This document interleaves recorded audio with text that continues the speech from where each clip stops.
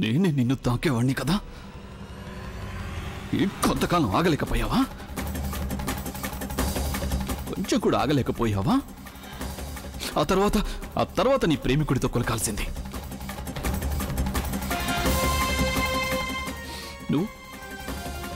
నువ్వు నా భార్యవి. నువ్వు బంధం ఉంది మన ఇద్దరి మధ్యన. నీకు తెలుసా నీ వీడియో అందరికీ తెలిసిందంటే అప్పుడు నా పరిస్థితి ఏమిటనేది లోకం నా మగతనం మీద సవాల్ చేస్తుంది. ఇంటర్నెట్లో నా మ్యూజిక్ వీడియోస్ కంటే ఎక్కువ నా జోక్స్ డౌన్లోడ్ అవుతాయి. ఈ సంగతి తెలుసా నీకు?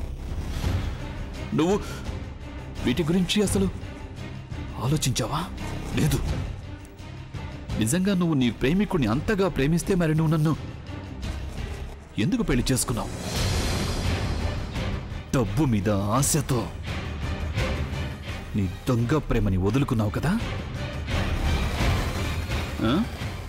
అందుకే నన్ను పెళ్లి చేసుకుని నీ ప్రేమికుడిని వద్దన్నావు నువ్వు.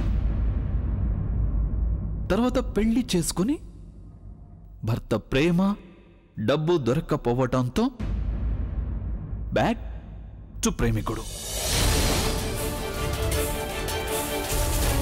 నా గదిలోనే నా బెడ్ మీద నువ్వు వాడితో నువ్వు బానే ఉన్నావు కదా. అవును, ఇంతకీ వాడు ఎలా చేసాడు నీ మీద?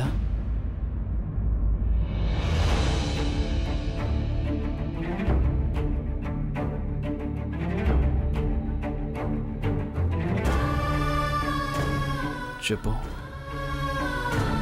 ఎక్కడెక్కడ తాకాడు వాడు నిన్ను?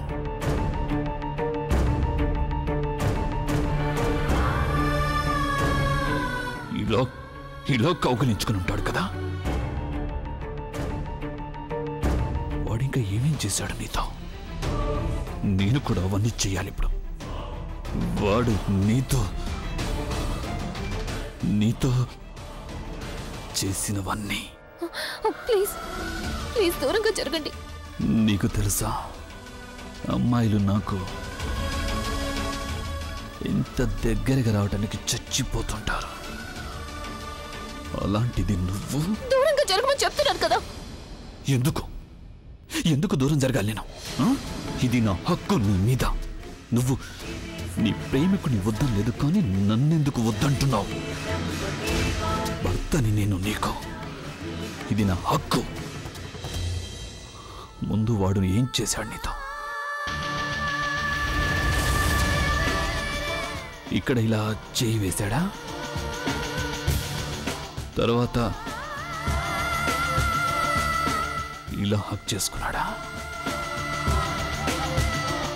లేదా వాడు నిన్ను కిస్ చేశాడా? చెప్పు, ఎక్కడి నుంచి మొదలు పెట్టాడు?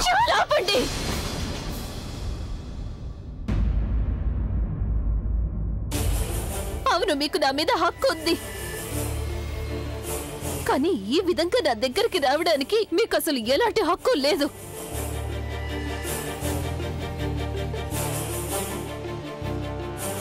ఇంత నీచమైన ఆలోచనతో మీరు నా దగ్గరకు వస్తున్నారు.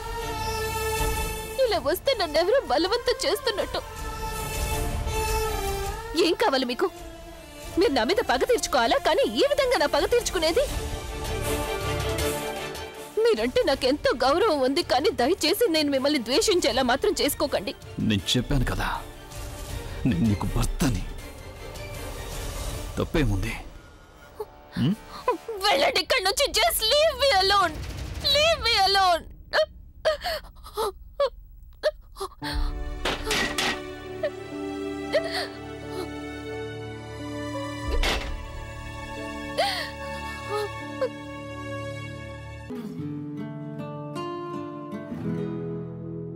గతమా